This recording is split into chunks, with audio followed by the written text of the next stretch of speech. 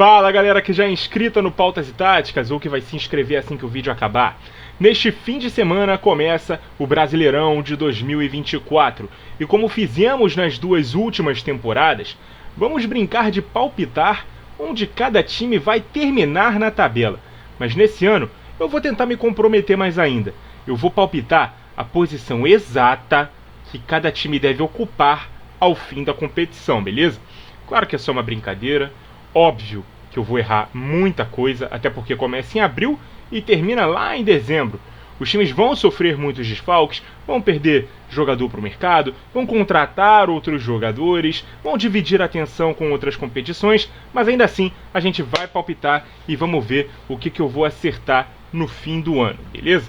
Então vamos começar aqui os nossos comprometimentos já pedindo desculpas para as torcidas que eu vou palpitar que não vão fazer um bom campeonato logo de início, porque eu vou de baixo para cima, para ter mais graça, beleza?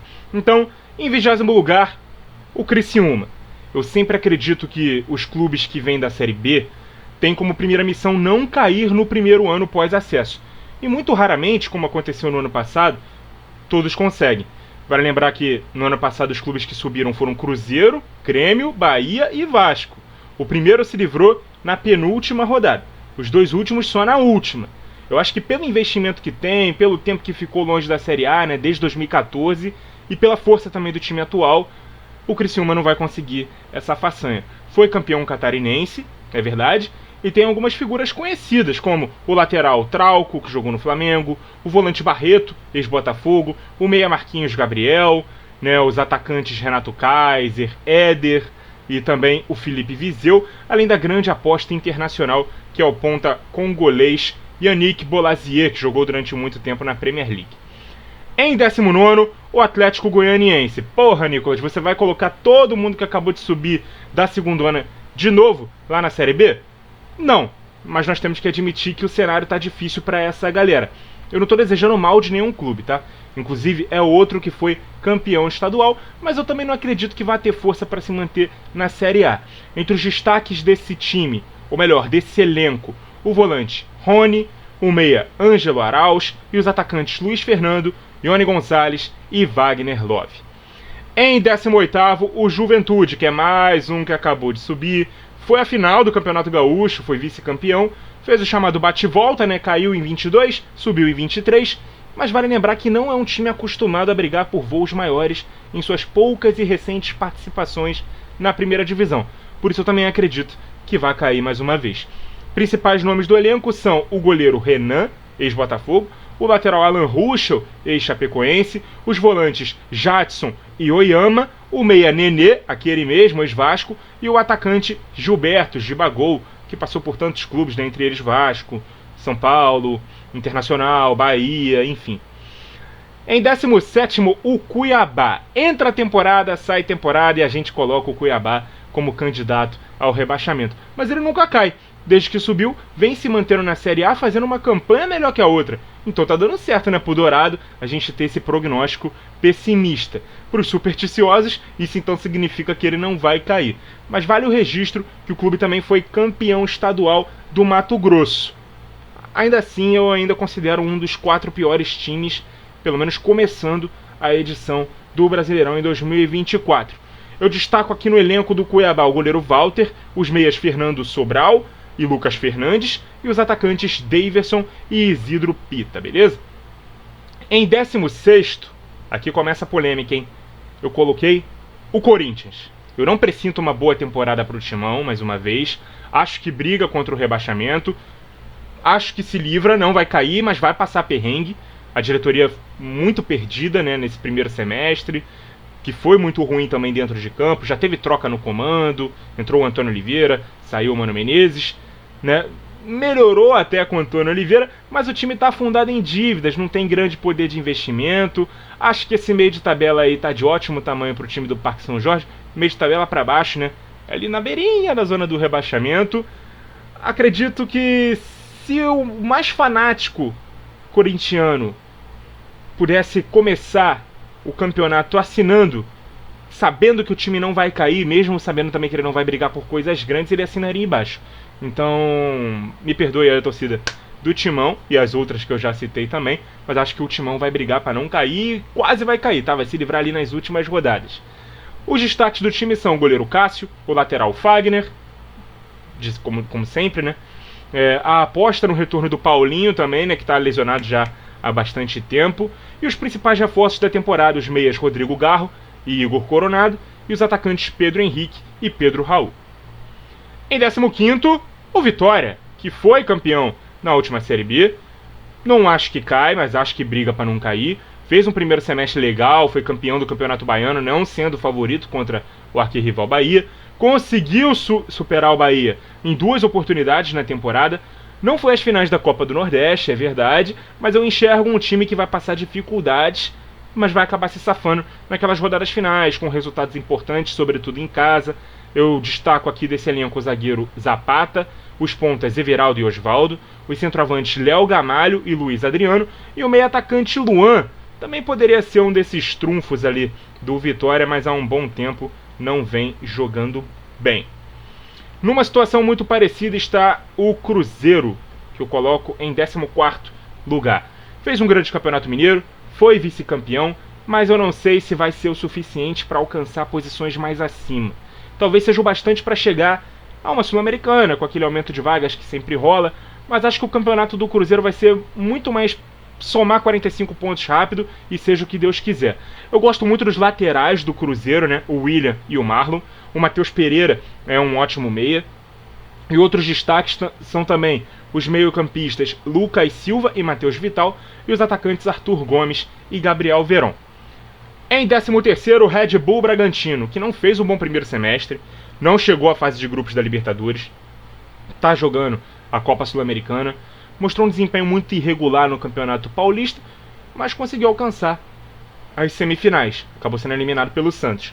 Eu acho que o time pode mais do que está jogando, e pode mais do que ele está jogando nesse momento. Ele não está mais acima. Pelo que ele está jogando nesse momento, ele já não está mais acima, nesse meu prognóstico, né? Mas pelo potencial também não está mais abaixo. Destaques: o goleiro Cleiton, o lateral Juninho Capixaba, o meio-campista Eric Ramírez e os atacantes Vitinho, Elinho e Eduardo Sacha, beleza?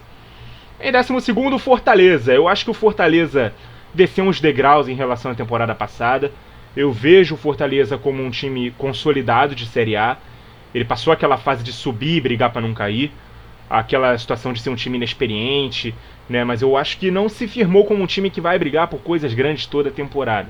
Chegou a ser 4º colocado recentemente, foi para a pré de novo no ano seguinte, caiu para a Sula, foi à final da Sula, perdeu, esse ano está na Sula de novo. Eu vejo um time que vai focar mais nessas Copas, né, do que o Brasileirão. Vai ser prioridade o Brasileirão a partir do momento em que as Copas não forem mais acessíveis. Então eu acredito que a campanha do Lion, né, como a torcida chama, o tricolor do PC, vai ser de meio de tabela. Vale lembrar também que o Fortaleza perdeu a decisão estadual para o rival Ceará, que está na Série B. Principais nomes desse elenco são os atacantes Moisés, Iago Pikachu e Thiago Galhardo. O Marinho também, né, que eu esqueci de colocar aqui na lista, mas dei uma lembrada agora. Em 11º, o Atlético Paranaense, numa situação bem parecida com o Fortaleza, mas que até deu um passo à frente, porque conseguiu ganhar títulos importantes nos anos recentes. Conseguiu uma sequência de classificação para Libertadores, chegou até uma final de Libertadores recentemente. Esse ano vai tentar sua 3ª Sula de novo, e por isso eu acredito que não vai focar no Brasileirão. Acho que o grande mérito do Atlético e também do Fortaleza é entenderem que eles não têm elenco para brigar com os grandes tubarões do futebol brasileiro, no quesito regularidade, ou seja, nos pontos corridos do Brasileirão, mas no mata-mata eles têm força para eliminar qualquer time. De uns tempos para cá o clube tem levado mais a sério o Campeonato Paranaense, inclusive. Furacão também entra no Brasileirão como o atual campeão estadual e conta com nomes como o goleiro Bento, da seleção brasileira, o volante Fernandinho, muito experiente, além dos atacantes Canóbio, Mastriani e Zapelli, beleza? Chegamos à metade de cima da tabela e em 10º eu coloco o Vasco da Gama. Eu acho que no segundo ano de SAF o time do Vasco vai estar mais forte, né, para não mais brigar contra o rebaixamento e sim fazer um campeonato mais seguro, pensando em coisas grandes. Mas eu acredito que tenham outras equipes em estágios de trabalho mais avançado. A eliminação nas semis do Carioca por Nova Iguaçu, jogando pior que o adversário, preocupou o torcedor. mas as atuações nos clássicos antes disso tinham animado. Teve a classificação para a terceira fase da Copa do Brasil, que foi muito sofrida, né? Contra o Água Santa em casa, nos pênaltis. Teve a saída do Alexandre Matos, que depois de investir muito financeiramente no elenco, ainda havia uma equipe precisando se reforçar. Então eu acho que em 10º lugar está de bom tamanho aí para o Gigante da Colina. Os maiores destaques do elenco hoje são o goleiro Léo Jardim, o lateral Lucas Piton, o meia Dimitri Payet e o centroavante Pablo Verrete. Outra SAF que eu acredito que vai fazer mais bonito que no ano passado é a do Bahia, que eu coloco em 9º lugar. Depois de se livrar do rebaixamento, num triunfo, né? Quase falei vitória. Improvável, em casa, contra o Galo, brigando pelo título, o clube investiu bastante em bons reforços, está pronto para dar o passo seguinte do projeto do grupo City, que é brigar por vaga na Libertadores. Acho que ainda não vai ser dessa vez, mas vai ser um time bem difícil de bater e que vai dar trabalho para muita gente. Pode parecer contraditório colocar o Bahia tão à frente do Vitória, visto que foi o Vitória, né, que acabou de ser campeão estadual em cima do Tricolor, mas convenhamos que o patamar dos elencos são bem diferentes e o momento dos dois clubes em relação a investimento também. Destaques do Bahia: os zagueiros Canu e Vitor Cuesta, o lateral Gilberto, né, lateral direito, e os meio-campistas Caio Alexandre, Jean Mota, Cauli e Everton Ribeiro. Em 8º lugar eu pus o Fluminense, atual campeão da América, e até tem potencial para mais. Mas exemplo do ano passado, quando focou na conquista da Liberta, meio que deixou o Brasileirão de lado, ficou nessa zona próxima ao G6, mas longe da briga pelo título. Acredito que o cenário vai mais ou menos se repetir. E uma particularidade do time do Fluminense, né, é um elenco com muitos jogadores acima dos 30 anos, isso para os pontos corridos pode significar um problema ao meu ver. Alguns exemplos são o goleiro Fábio, o lateral esquerdo Marcelo, o zagueiro Felipe Melo, os meias Ganso e Renato Augusto, o ponta Douglas Costa e o centroavante Cano. Eles contrastam com os meio-campistas André e John Arias, que também são bons destaques do time, mas que não sabemos nem se vão permanecer no Flu depois da segunda janela. Em 7º lugar, o Grêmio, que como o próprio técnico Renato Gaúcho diz, quem muito quer, nada tem. E o Grêmio é um time copeiro, por natureza. Vai brigar pela Libertadores e pela Copa do Brasil como prioridade. Não acho que vai deixar de fazer uma boa campanha no Brasileirão. Inclusive, por pouco, não conseguiu um improvável título no ano passado. Ficou a 2 pontos do Palmeiras. Reclamou muito daquele empate contra o Corinthians em São Paulo, onde teve um pênalti a seu favor ignorado. O Renato Gaúcho fez questão de lembrar isso na última rodada, que caso aquele pênalti tivesse sido marcado e convertido, os 3 pontos dariam o título para o Grêmio. Mas vai saber, né, qual seria a situação do Grêmio nos jogos que se prosseguiram depois daquele empate. O Tricolor Gaúcho fez bonito, mas acredito que esse ano o foco é nas Copas.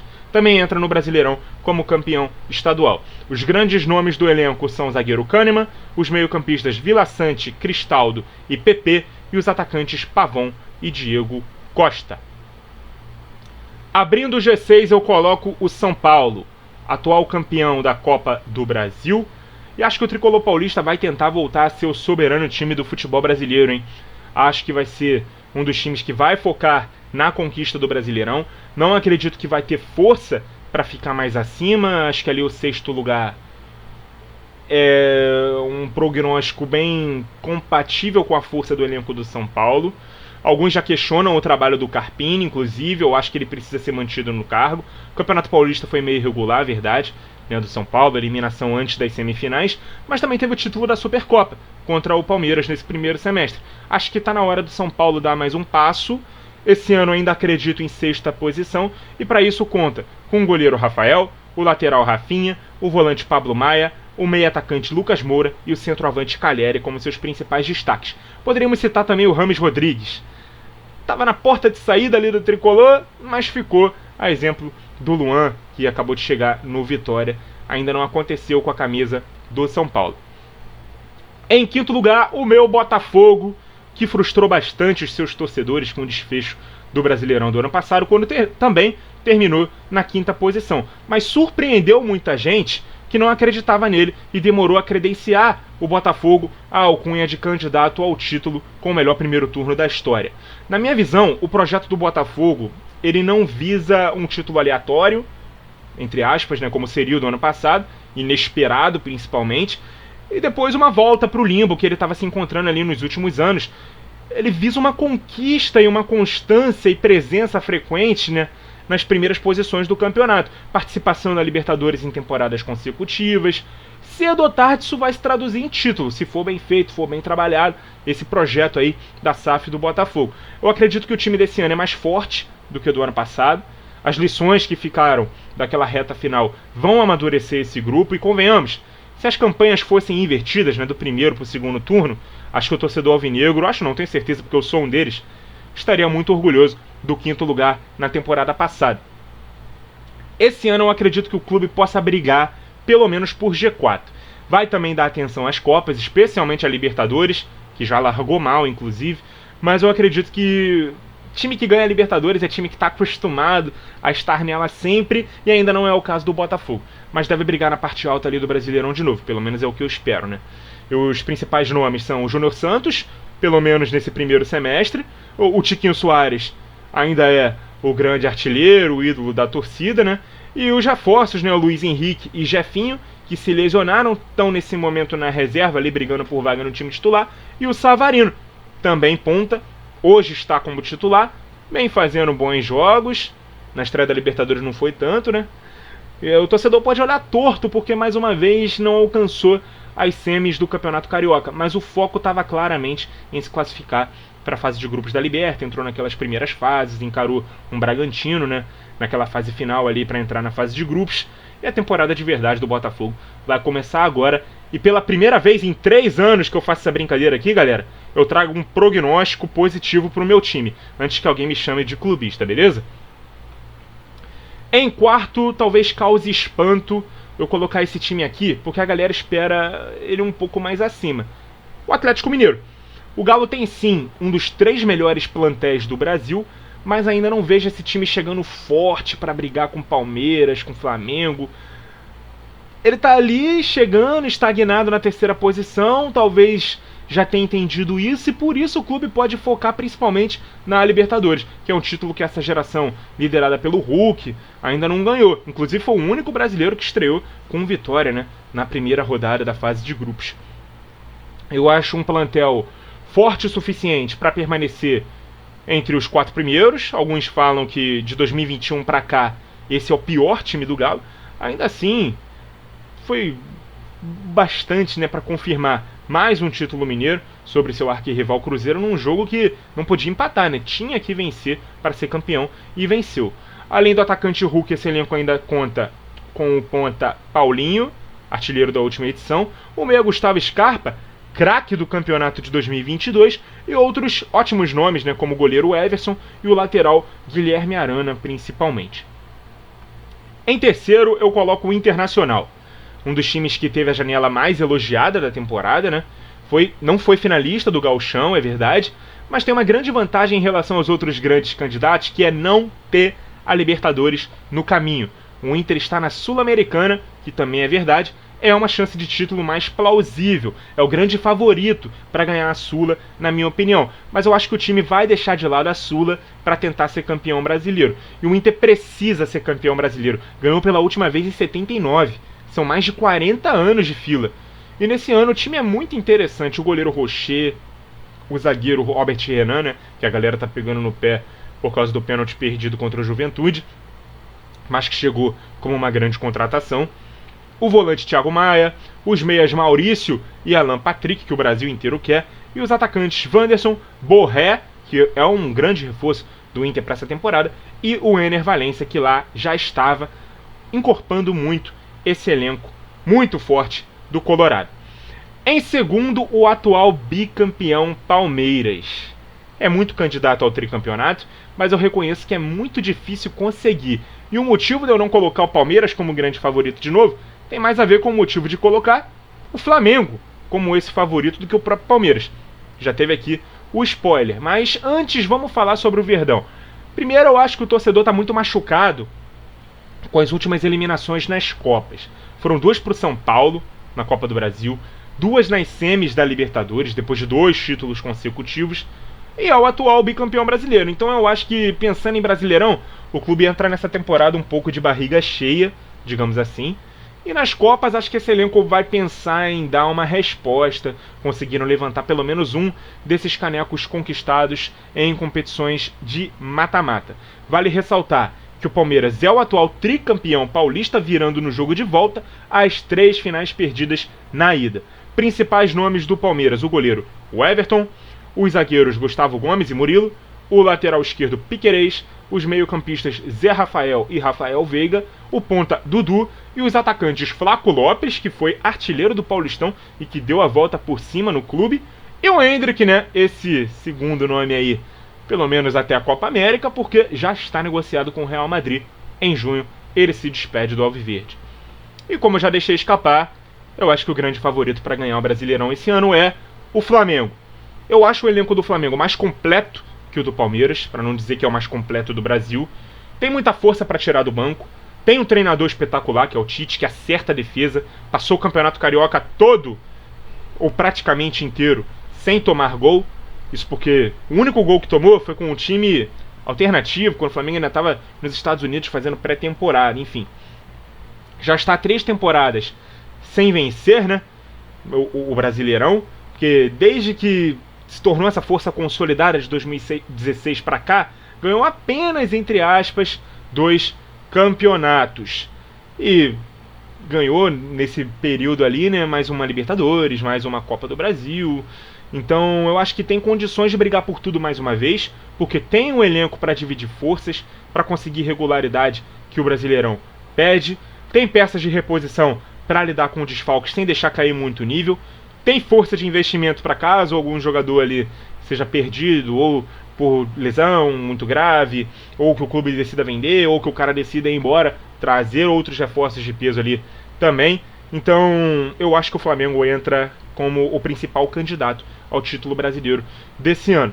Suas principais peças são a dupla de zaga Fabrício, Bruno e Léo Pereira em grande fase, os meio-campistas Gerson, De La Cruz e Arrascaeta, além dos atacantes Cebolinha e Pedro. E ainda tem no banco um Bruno Henrique, e pode ser que tenha o Gabriel Barbosa, né, o Gabigol, que está suspenso por conta daquele caso lá do exame antidoping, pode conseguir um efeito suspensivo, então pode reaparecer aí entre os relacionados do Flamengo ainda nesse ano.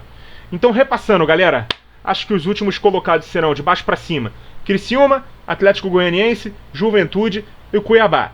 Ali do 16º ao 7º, Corinthians, Vitória, Cruzeiro, Bragantino, Fortaleza, Atlético Paranaense, Vasco, Bahia, Fluminense e Grêmio.